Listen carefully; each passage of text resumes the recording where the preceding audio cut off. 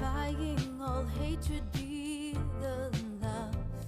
Beyond toleration, be the love. Before pride and exaltation, be the love. Be the love.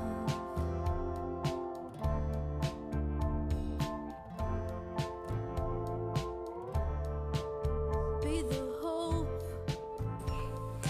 You are listening to Be the Love, transcending through the shadows into a higher state of consciousness. We are souls on the journey, opening up the conversation to heal, awaken, and connect ourselves and the planet to a higher vibration of love frequency. It starts with you. Everything you need is within you. This is your time. I am Stacy Musial. And I am Sam Fernandez, and we are your co-hosts at Be the Love podcast. Thank you for tuning in and ascending with us. Hop on board the Ascension Bus. Hello and welcome to another episode of Be the Love, transcending through the shadows. My name is Stacy Musial. And I am Sam Fernandez. And together we are your co-hosts and souls on the journey. And if it feels safe for you to take a moment and just to get centered with us, I'd like to begin by inviting you to take a deep breath in through your nose and out through your mouth, releasing anything that is keeping you from being present right now. And take another deep breath in through your nose and breathing out any tension or discomfort. Just allowing that to breathe out. And again, breathe in through your nose, breathing in calm, peaceful, loving energy. And breathing out anything you are ready to release in this moment. And just feeling your body connected to your breath, remembering that you always have your breath to come back to. So thank you for being here today. And today we would like to welcome our guest, Monica Augustine. Monica is certified as a life coach, intuitive reader, and went through all levels of the Holy Fire Reiki training to become a Usui Holy Fire 3 Karuna Reiki master teacher. Monica has also performed for over 25 years as a singer and songwriter before pursuing her healing work, and has recently been published an article she wrote in Reiki News Magazine titled Reiki for Healing the Inner Child. Thank you so much for being here today, Monica. Oh, thank you so much for having me. I'm so excited. Me too. This is such a pleasure. So I'd love to just start off and tell us a little bit about what led you to this work and what inspired you to make that career shift. Yeah, well,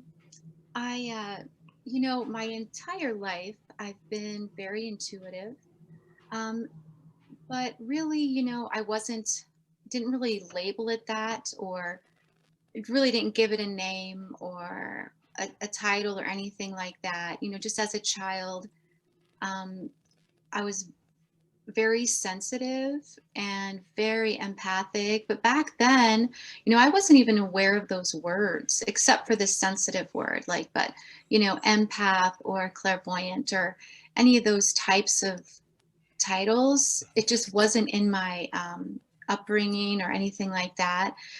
But I remember just really being tuned into the people around me. But as a young girl, of course, I didn't know the difference between me and other people in an energetic level. Mm-hmm. Of course, physically I did, but energetically, on a subtle energy, I just wasn't even aware that new thought coming in, or that new feeling coming in, or that anxiety or whatever, that it wasn't always coming from me. Mm-hmm. So I've always been very intuitive and really desire to love people, to heal, to help.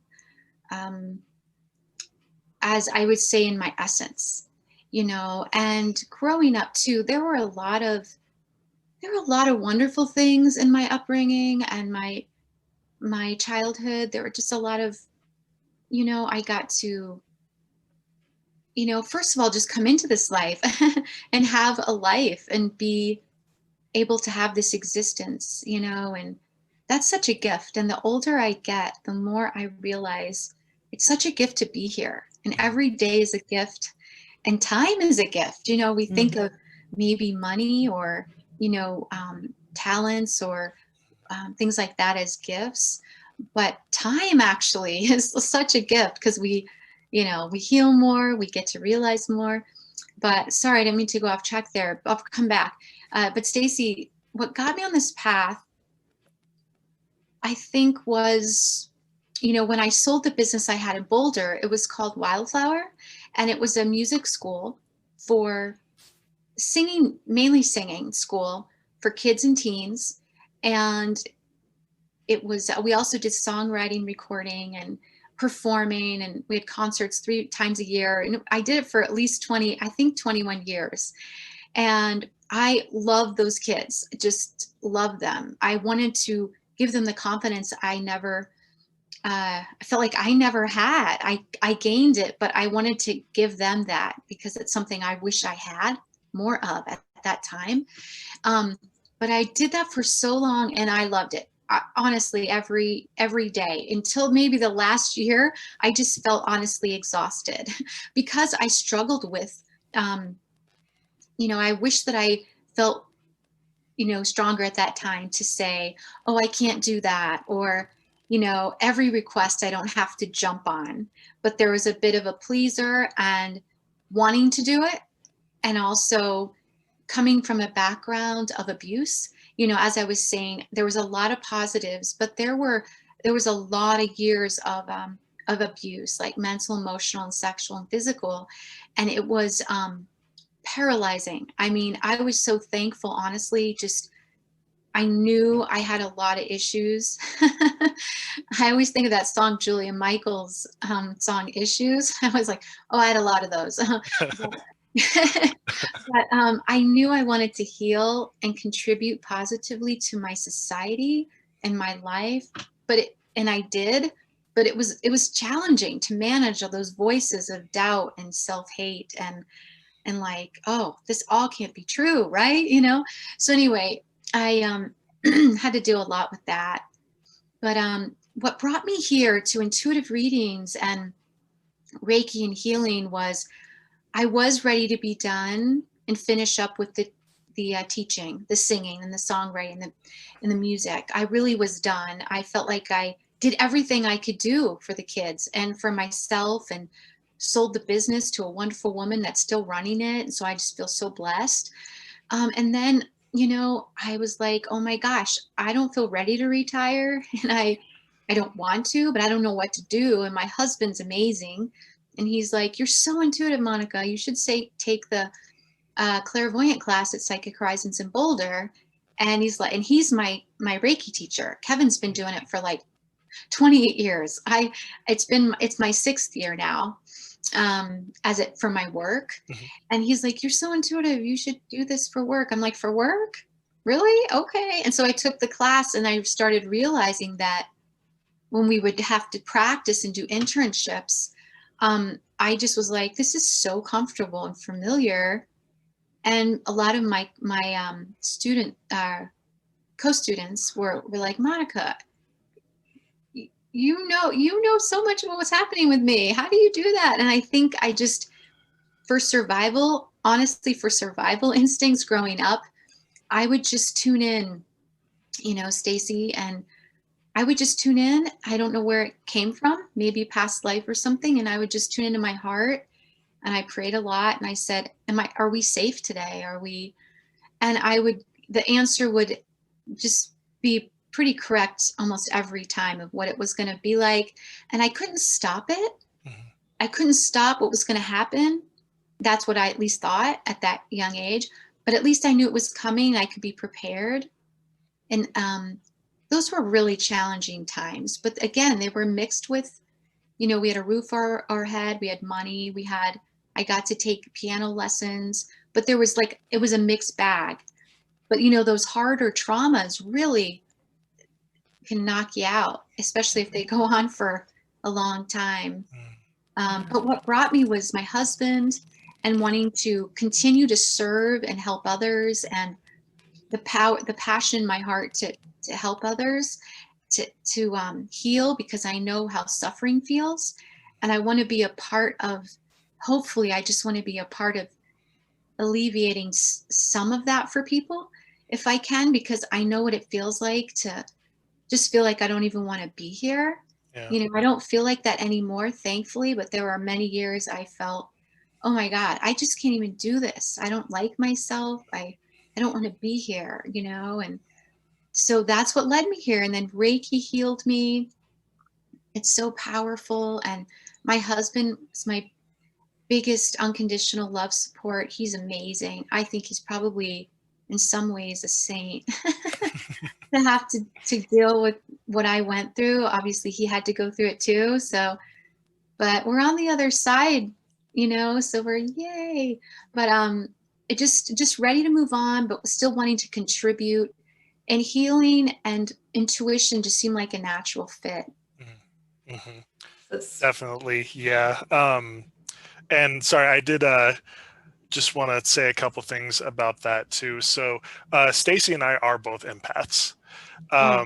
And you know, I believe, and I think a lot of people might share the same belief, that, you know, becoming an empath or HSP, highly sensitive person, usually, and well, pretty much all the time, there has to have some type of trauma. Some type of trauma had to have happened, you know. And you were talking about, you know, the abuse, the physical, sexual, all that. You know, I had emotional and physical abuse, you know, and I think that's kind of what brought it up for me as a child as well. And Stacy and I are both Reiki practitioners, and for me, we're both also do the Usui, the Tibetan Reiki, and you said it's healed you, so it's starting to heal me as well, and it's amazing just kind of how you know, highly sensitive or empathic people have those heightened gifts. You know, like you were talking about with your clairvoyancy, you know, I know some other Reiki practitioners that are also have clairvoyancy and stuff like that. So, but being a Reiki practitioner myself, I'm only a level 2, so I'm not as, you know, as learned. But one of the things that you do is Holy Fire Reiki. So can you explain a little bit of what that is and how that differs just from the, you know, just the typical Tibetan Reiki? Yes, absolutely. And yes, it's so fun to know that we all do similar things and we have similar gifts. It's just really exciting, fun to talk to you guys. Yeah, the Holy Fire Reiki it's an upgraded, in my experience, an upgraded, more refined um, level of Reiki. Mm. It's a very high vibrating form of Reiki, and the energy that I experience. You know, there was Holy Fire 1, 2, and 3. And it was just a continuous upgrade of energy and in consciousness and a refinement of that Reiki energy. And the feelings that I feel when I do Reiki, give sessions, and when I teach, and just like when I teach the classes, which I love teaching and passing it on, is I get an upgrade every single time. It's amazing. It's not just the students, but it's the teacher as well, right? And but some of the attributes are powerful purification. Like for me, just so powerful. When I got my first placement, you know, it might sound maybe strange to some people that don't understand like how attachments, spiritual attachments, can kind of cling on to people and things like in people that have been traumatized or whatever. But when I got my first placement, I saw like, this is how I've always described it, but like hundreds of kind of like energies, entities that were kind of inside of me, felt like in my field, that just fled. And they were the energy, and the kind of the energy that came through was, we can't now stay in this space anymore. It's not, it's at a higher level that we can no longer function. And it was a blessing. They were just like, whew, like they had seen a ghost. But it was very purifying for me. Healing. There's a lot of guidance that comes with it, empowerment. Uh-huh. There's just like this overwhelming sense of unconditional love and safety that comes with it. And I really did notice a difference when I, with the Usui, I noticed a difference every time it went from Holy Love. Well, see, Holy Fire, I came in when it was just Holy Fire 1, but every time it went from Holy Fire, the upgrades 1, 2, 3, I felt a significant difference each time. And it was so amazing. And I also feel like the Holy Fire 3, the one now that is the highest upgrade, is all about the authentic self and being comfortable and like being comfortable in your authentic self. Yeah, I could really feel that. And Kevin and I had actually went to Japan in 2018 when that was becoming Holy Fire 3. And we immediately felt, we studied with William, who is the founder of that organization, and we felt it right away. It was so exciting. It almost felt like liberated in another level. Yeah. And I'm wondering too, around just that upgrade, because it sounds like it's been a progression. And so I'm just curious if this has been talked about, but what came to my mind is the Schumann resonance and how the Schumann resonance on the earth has been increasing. I don't know if you're familiar with that, but as we are getting those upgrades on a collective level, I feel like other things are also getting an upgrade, as it sounds like I'm wondering if there was a correlation there, or if that. I absolutely think there's a correlation there. Stacy, I'm not familiar with the Schumann concept or that energy. I'm not familiar with that. I'd love to learn about it. But I agree. I think absolutely, because what I feel and what William had said too, which I can relate to so much because I also channel. So I understand that process that he went through. And I believe that like as a collective consciousness, human beings and just spiritual beings on the planet we're all asking to be upgraded, I think, on a really subconscious and maybe conscious level, but a spiritual level is like, we need to be better to each other. We need to be kinder. We need to heal ourselves so that we have something to offer one another. And I think the collective and then the spiritual energy, like Reiki was Holy Fire, right?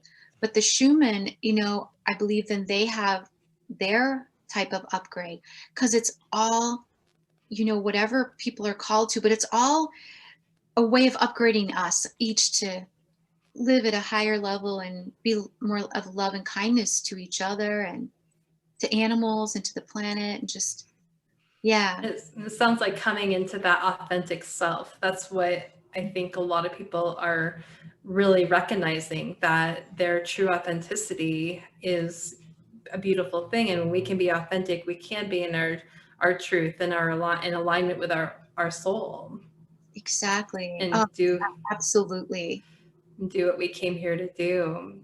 So tell us a little bit about the work you do with clients and what that looks like. Yeah. So what I have titled myself, I guess, is Intuitive Life Coach and Reiki Teacher and Practitioner.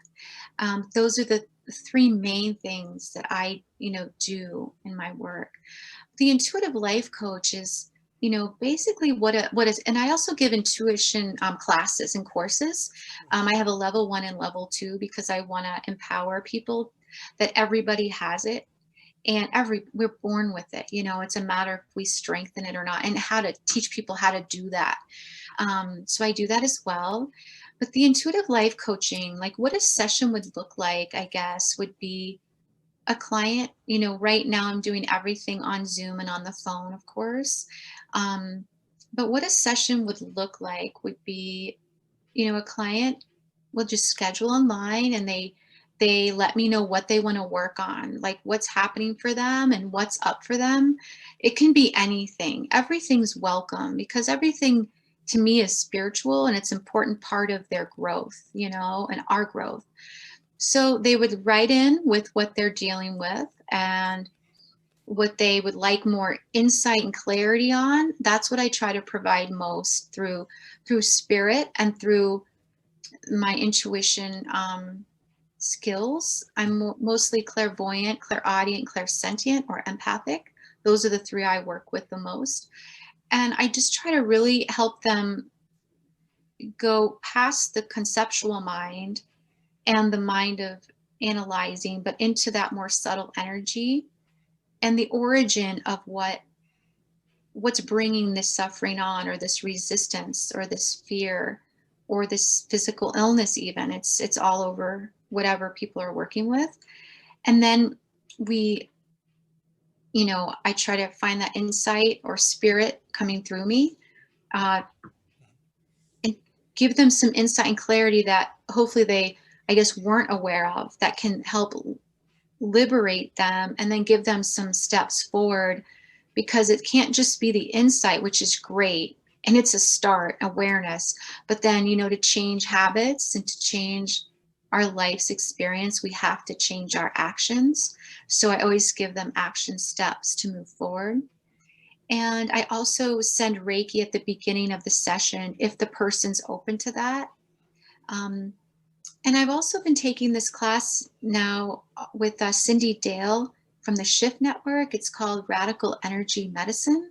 So I've been using absolute scalar waves in conjunction with the Holy Fire Reiki now, and I have found it to be really profoundly helpful. So, and I find that they work so well together. So it's kind of what I've been doing. Yeah. Sounds like, I mean, you've been really working on your intuitive building skills, or just it sounds like it's been a natural thing that has come to you for many, many years, since you were little. And so how has that worked? How have you been able to use that with clients and the people that you're working with?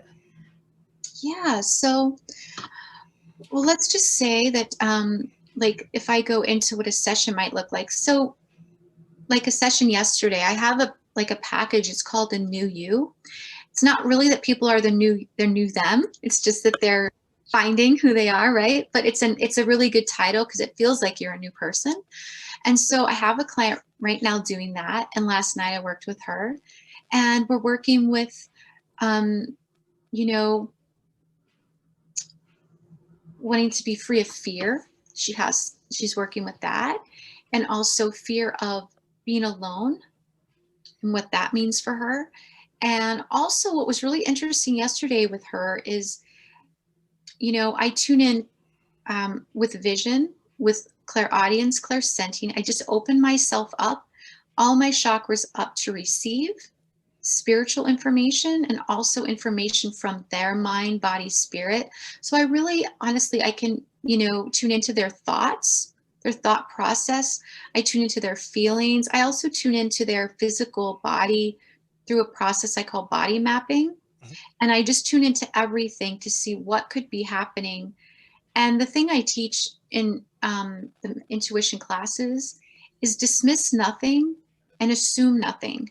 Because once we get out of our head and we're in our heart and we just open, it's amazing the information that I would have never guessed was happening for them.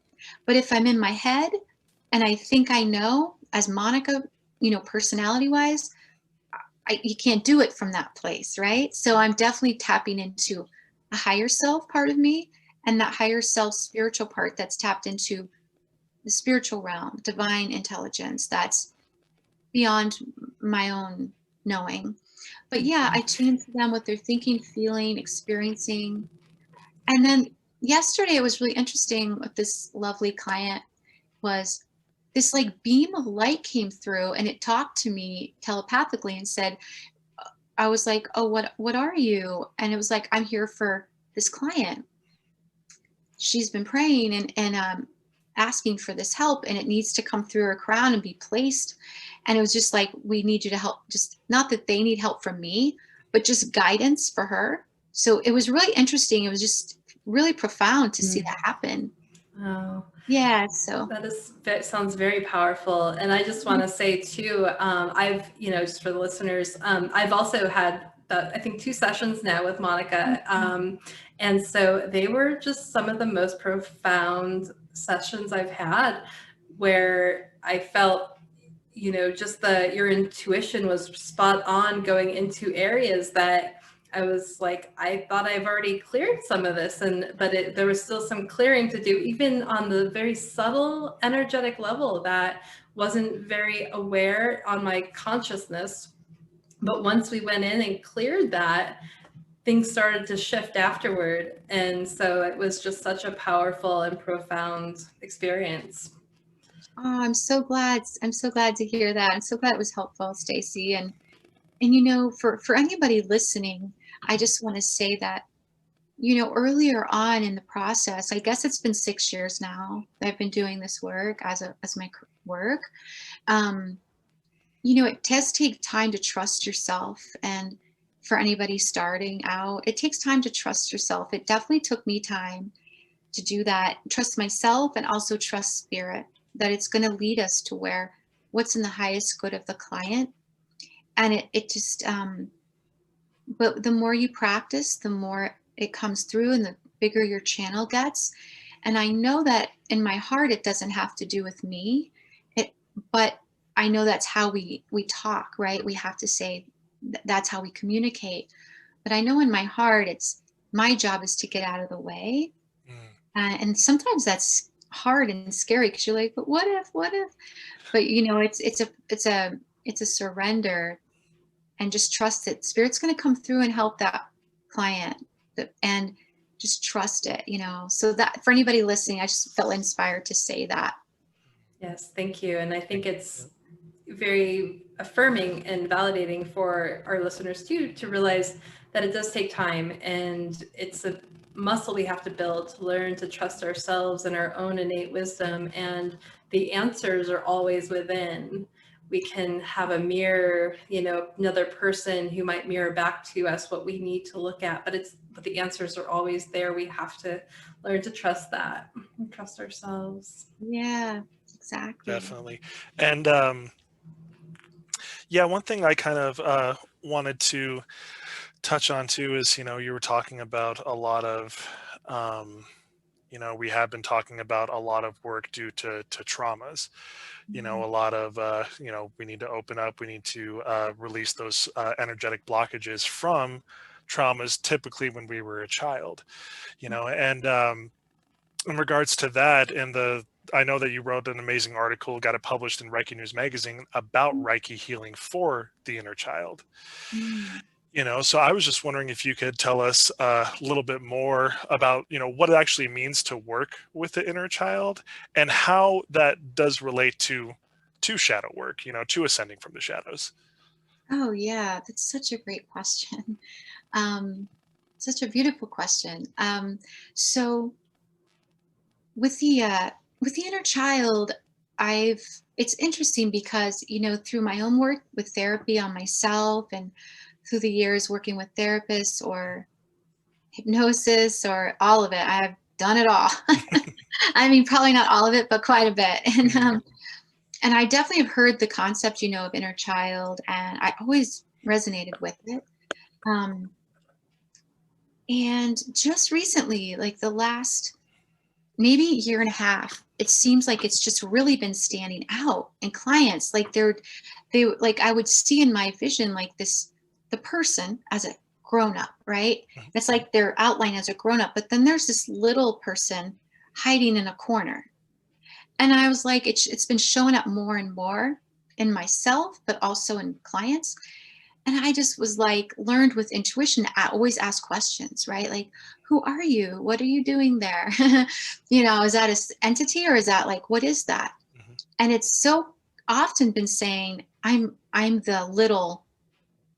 the younger self. I'm the inner child of this client.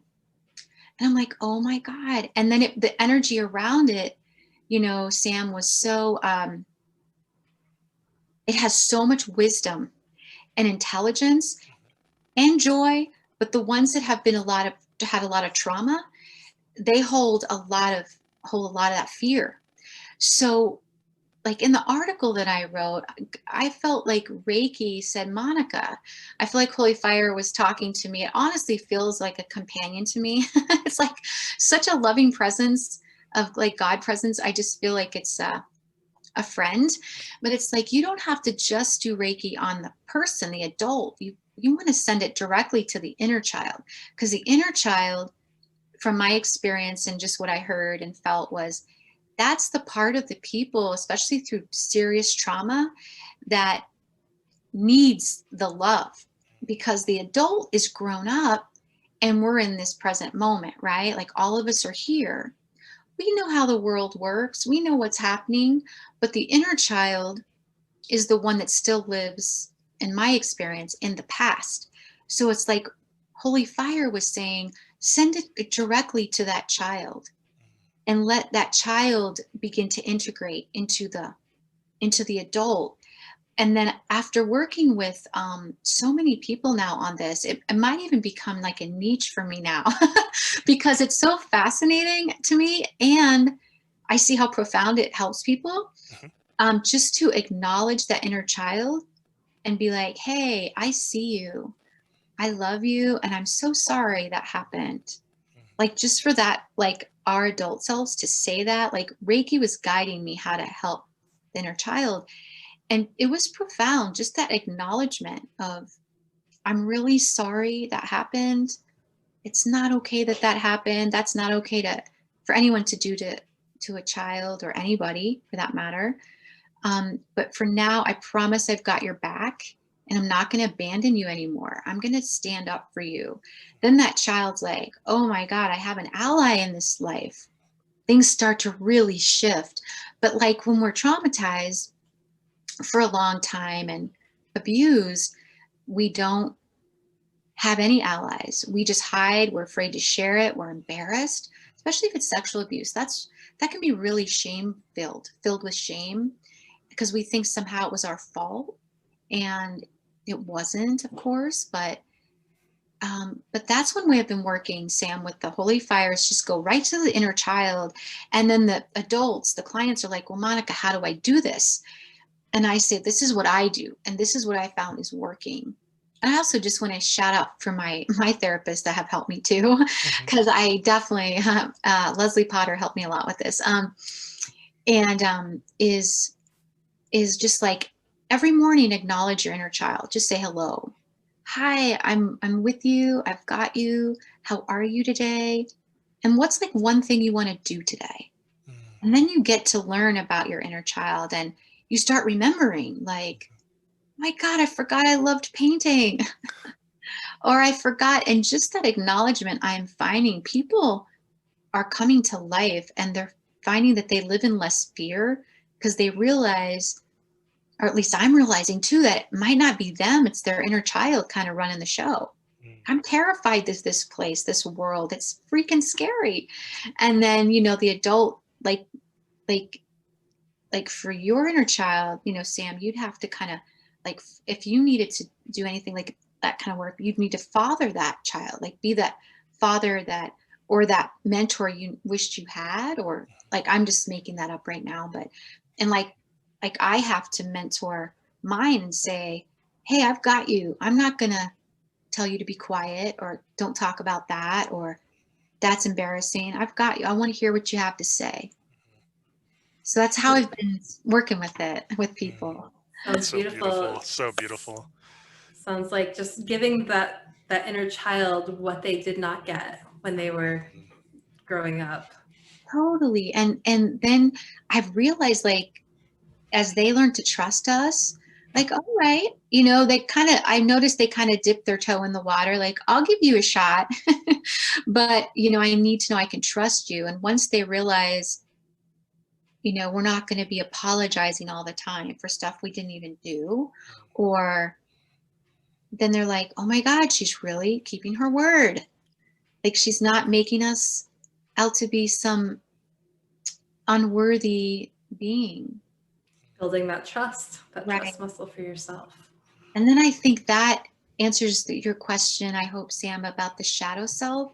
I think as we acknowledge like when I acknowledge things, like say I might hide even little things, like say I'm embarrassed I'm eating like this big piece of cake. Okay, seriously, this happens. Okay. So like it's like, why am I hiding this? Why do I have to hide this? If someone doesn't want to eat it, they don't have to, but I want to enjoy myself right now. So I'm gonna go for it. Mm. You know, like little things, like as we start not to hide, even if it's just like I give my inner child permission that it's just between me and her. If it's like, or my clients, like let it just be between you and her, or you and him. And then as you start to be like, hey man, I love you regardless. I don't care what other people are gonna say. And typically, honestly, people are good. But we have been traumatized, so we think they're gonna come against us. But just saying, between you and me, I accept this. And then as we feel more safe, we can just slowly do it out in the world without apologizing for it. You know? To recognize that we have that ability within, we can reparent ourselves, so to speak, and honor ourselves in what we want rather than fear of judgment from the world outside. So true. And it's so powerful. Like the more I learn, of course, the less I feel like I know, but the more I learn about this healing process, where time really becomes such a gift, right? Is um, the more we realize that the more we love ourselves, really, in action, not just this conceptual idea, but in action, and take those actions in that moment of choice where we can choose not to say I'm sorry. Unless we did something, of course, we need to align, but not just for feeling unworthy, or that's like kind of a deposit into that self-worth bank, right? Mhm. And the shadows start to fall away, and we realize, maybe that's nothing to be embarrassed about. Maybe I'm okay. Maybe everything's fine. And maybe if there's habits we've grown up with because they were kind of our survival tactics from healing or trauma, which I have had plenty. Oh my gosh, I'm like, we have to outgrow these, Monica. But I'm like, I want to outgrow them. I'm just gonna have to work at them. But I was very embarrassed, about some of my OCD things. Like I had this thing with the mail. It's very strange. But anyway, I've overcome the mail thing. Um, just anxiety that it wasn't going to get there. And that it was just like weird, like how that would come out of abuse. But like I had this really strange thing with the mail. I would just stand there sometimes. I think that you guys are only the second people I've ever told this to, but like this was years ago now, but until the mail truck got there. And I was like, I'm sorry to bother you, but I just want to make sure you got my letter. And it was like this anxiety. And I would talk to myself and I'm like, we can't stand here every time we mail a letter. But it got to be, I finally outgrew that. But it's like things like that, you know, I knew were from this safety kind of thing. Right?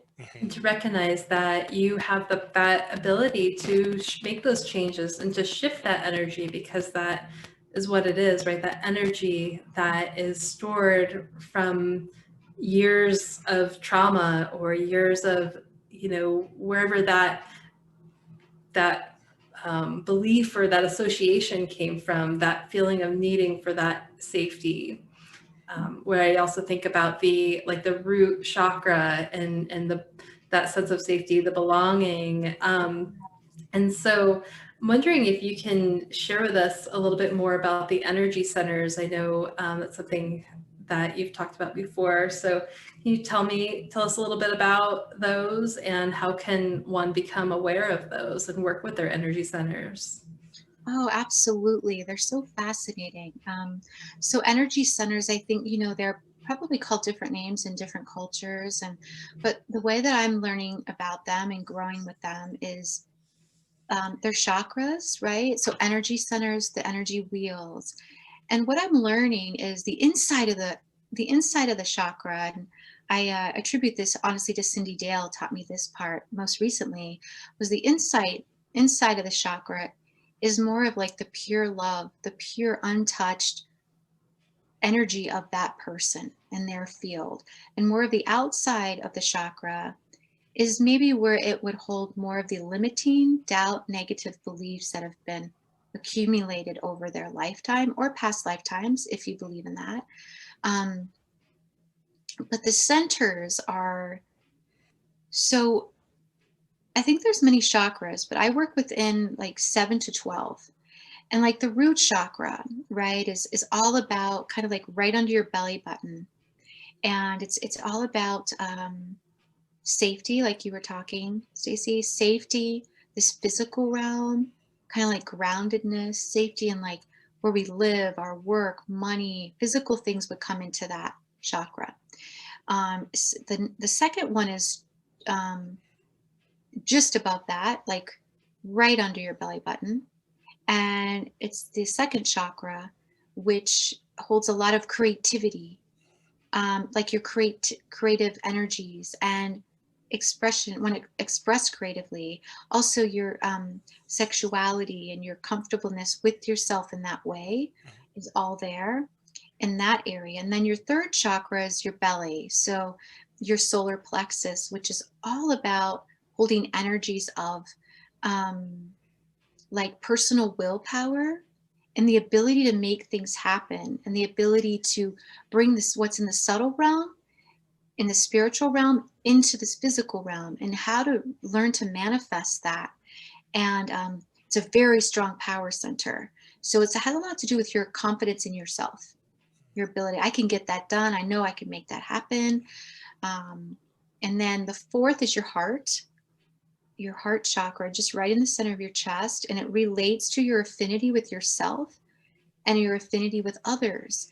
And one thing I do notice when I'm doing readings on people, like their energy body will just show up in my mind's eye, and it sometimes will actually point to an energy center that's blocked.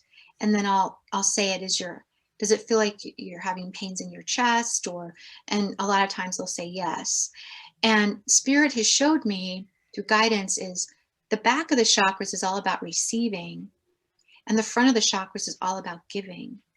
So a lot of times people are very good at the front giving, but they're not so good or skilled at receiving. And that has a lot to do with self-worth, which would be, I would say, in chakra 2, especially if there's abuse, they're going to be very related on how much they feel they're worthy of receiving. But that's really interesting when I see that. And then the throat chakra is all about expressing, verbally or through song. I think we all are musicians here in some form or fashion, but expressing what's true for you. Doesn't mean it actually has to be right, or if there is a right or wrong, but it's true for you. Like a truth for you, Stacey, might be different than Sam or me, but it's your truth and it's valid. So like giving yourself that. And then the third eye is your 6th chakra, all about clairvoyance and vision, and not just seeing like, say, future or things like that, or into people's subtle energy or past, but also being able to envision for yourself what you want for your life, And then the crown is your connection to divine. And I imagine opening those up, like before a session, I imagine taking my palm and just really intentionally going counterclockwise in all those centers and just kind of spinning them and opening them and just intending, I open up my energy centers to receive divine guidance to serve this person today, or if I need help, to serve me and to help me know what to do. But that's one way people can just even breathing into each of those centers, even if you're new at it, just takes even 3 minutes. Because sometimes I know when you start a new habit, it feels like, oh, I need to do it for an hour. And really, baby steps is the way to go, because any improvement's improvement, and it builds a new habit, which creates new experience in your life. So people could just sit and even put their palm and breathe into each center. And that starts to wake them up, or more so, wake yourself up to them, because they're already awake. So just waking yourself up to what each of them feels like, because they really feel very different. Yeah. So can you kind of walk us through how can someone become aware of them and orientate themselves Yeah, through the day and yeah, get comfortable? absolutely. Yeah. So, okay, if everybody, can we go ahead, Stacy and Sam, and do like a little exercise? Yeah, Absolutely. that'd be great. Okay. So, if everybody could just go ahead and soften your body and just soften all your muscles, just let your muscles relax. That in itself is an action of trust and surrender. So pat yourself on the back. Really, it means you're letting go. And if everybody can just take a nice deep breath in and exhale through the mouth.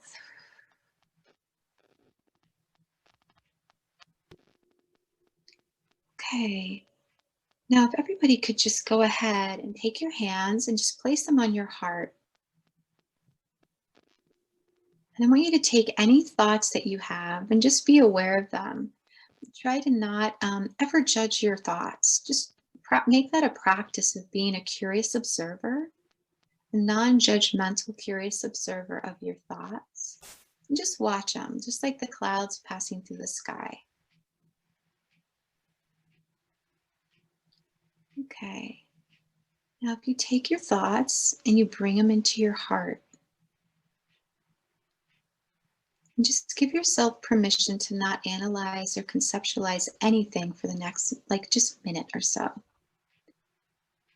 Okay, immediately when you take thoughts to your heart, there's a transformation of love. There's no more comparing or comparing or competing or justifying or analyzing or leveling up. All of that goes away when you drop to your heart. So just notice that energy of the heart, how it feels so different. And now we're going to just breathe into our heart, like you're breathing in to fill up your heart in your hands. And just keep your energy here. And exhale. And let the back of your heart be open too. Just with the intention to say, I accept good things. I accept love and support in all the ways that I need it. And inhale again. Exhale. And if your mind travels, if your thoughts, travel up to your mind or your head, it's okay. Just gently and compassionately just bring them back down. Just breathe them back down into the heart. And always be gentle with yourself. That's the quickest road to growth. Okay, so deep breath in again. All into the heart chakra. And if you can just keep breathing, just slowly or organically let your breath guide you. As you notice in this space, it's so peaceful here. It's always in the present. It's not in the future or the past. And believe it or not, you really can live your life oriented from this space. I know that we are guided a lot, all of us, to live in our heads. And that I do that too sometimes, but I'm learning how to live more oriented and seated in my heart.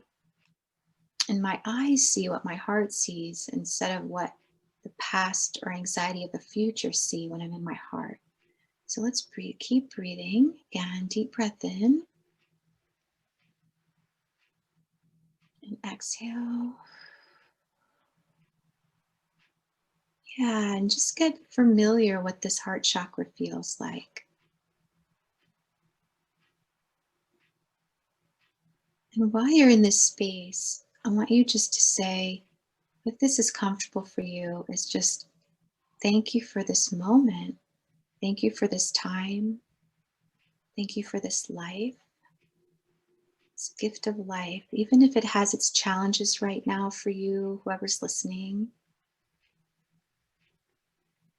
Try your best to notice those challenges as an opportunity to go deeper into trusting life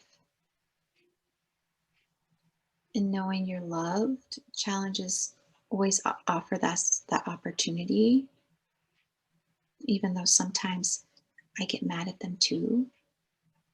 Okay, just one more deep breath into the heart chakra.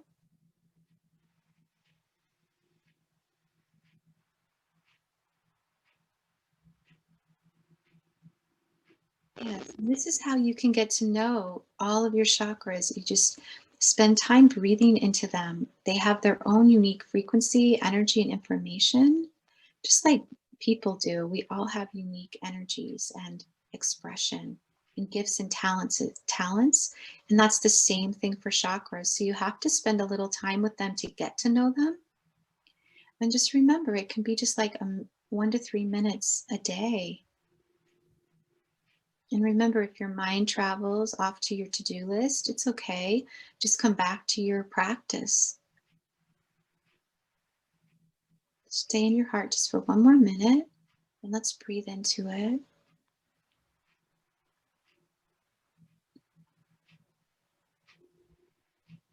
And you'll notice this beautiful energy of starting to arise inside yourself, of just love for yourself, just the way you are starts to just arise. And just know that that's okay to be there, and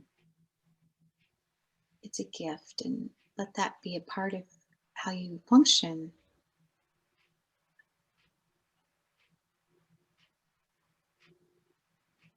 Okay, just one more deep breath in, breathing into that heart, the front and back of the heart. And exhale.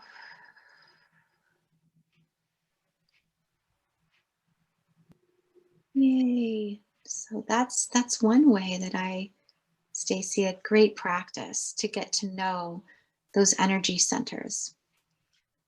Absolutely. And that was just beautiful. Just taking that time to just set into the heart space and just listen to what messages it has and just the energy. And, we're recognizing even, just maybe something subtle that you might need. Like in that moment, I just realized I'm like, I'm a little tired today.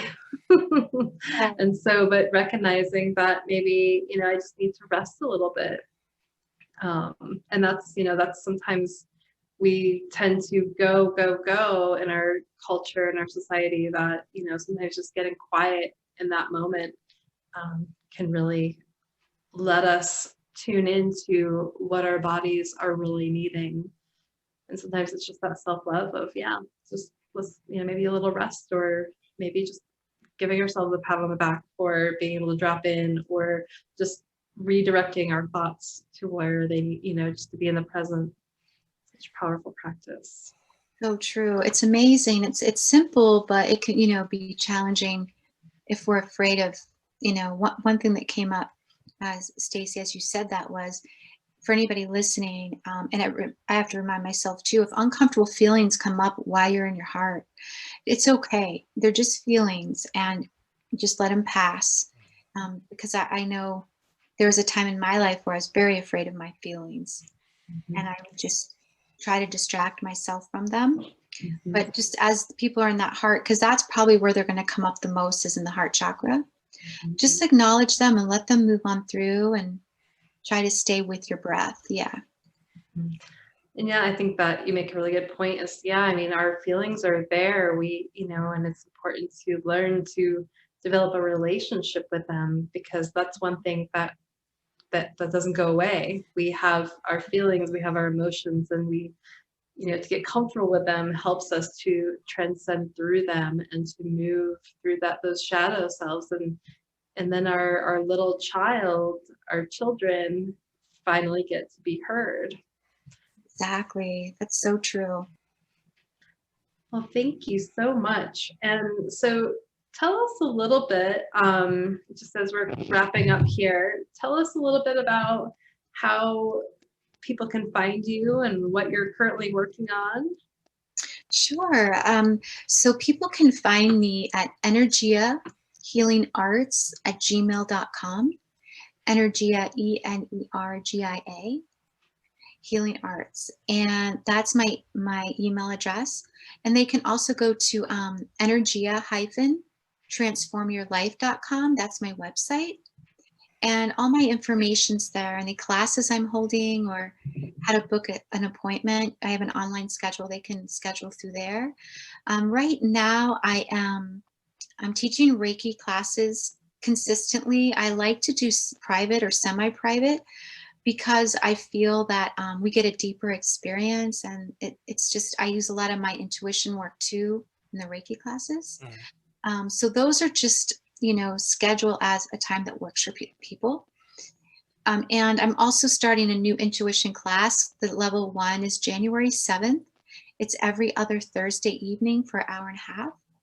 And it's strengthening your intuition level 1. And it teaches people how to understand their strongest clairs, like clairvoyance, clairaudience. It teaches people how to tune into the subtle energy in their body and how to take cues from the universe, also like physical signs, how the universe works, and to dismiss nothing. So it really helps people get established in their intuitive abilities. So I'm doing that, consistently doing sessions. And let's see if there's anything else I'm doing. I think that's what I'm doing right now. Wonderful. And can people sign up for, Reiki sessions or that intuitive course? Are they able to do that through your website, or do they need to email you for that stuff? Oh, they can do it through the website. Yeah, there's a button on there, and they can just sign right up and email me if they have questions about it. And one thing I would like to share is I have several albums on iTunes. If anyone's interested, it's called Monica Augustine, and my latest EP was called Captivated, and I put that out in October. And it's all original music, and it's along the lines of the healing art. It's very more about growth. I call it personal growth music or positive music. So if anyone's interested in that as well. Very And cool. I just want to say that your voice is absolutely beautiful. I had a chance to listen to a little bit of it. Oh, thanks, Stacey. Yeah, Thank you so much.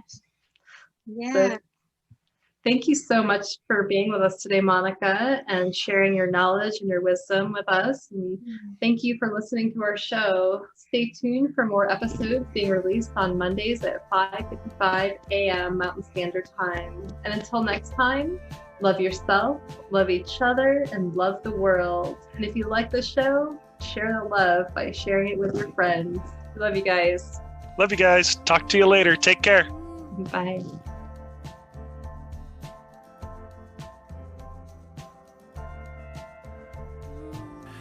Thank you, Heather Lynn, for providing us with your beautiful song to accompany our show, Be the Love. If you would like to learn more about Heather Lynn and her music, please visit her website at heatherlynnmusic.com. And thank you, Chrissy Grace at Leading Edge Productions for the beautiful design and graphics. And thank you for tuning in. And until next time, we are souls on the journey. And thank you for hopping on the Ascension bus with us. And remember, there is always a seat for you.